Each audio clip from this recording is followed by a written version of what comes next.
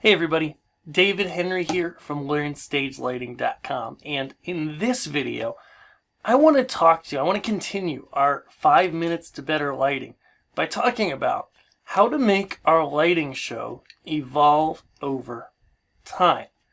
Now, this is one of the things that we don't talk about a lot, but it reminds me of some of my foundational learning, which was in an amazing class called Computer Art and Design, taught by Mrs. Giblin at my high school when I was growing up.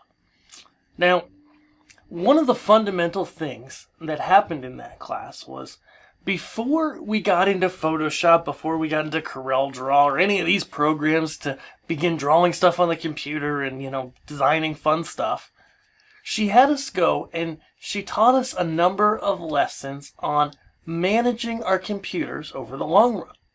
Well, a lighting console's no different, and we're about to find out why.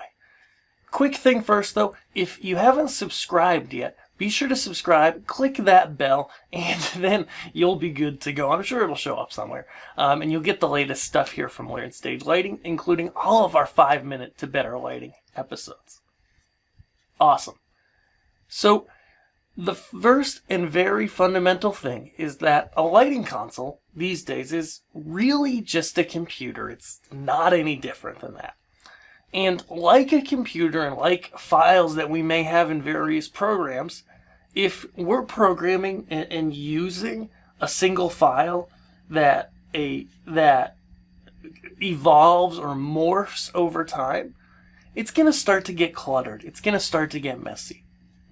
And so the very first thing that you want to do for yourself is you really want to stay organized. One of the things that I highly recommend, if your software doesn't do this for you, every day when you start the day and when you end the day programming, go ahead and save your file and give it a date code. Now, Onyx, which I use a lot, gives files a date code every day when you just hit Control-S or save inside the console. Other consoles do, some don't. And what this does is it protects you if you accidentally delete something later that you want to roll back from. If your file becomes corrupt, this still happens. We haven't outsmarted the computers yet. It will help you if you need to go back and reference something. It's does so much for you, and so it might seem just techie and all that stuff, but the truth is, if you take the time each day to save your file at least twice a day, if you're programming, I know I have a lot of people who are hobbyists and etc.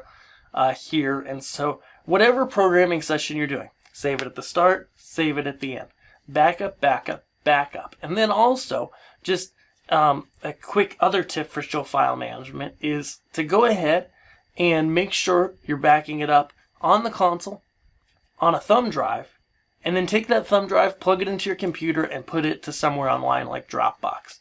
Because you never know what's going to happen.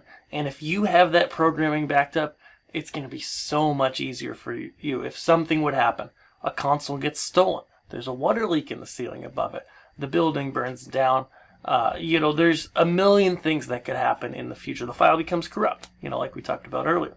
So, hey, if you've been enjoying these videos, check out our Patreon. I want to highlight that because it's a new thing and it's a great way to help support this YouTube channel.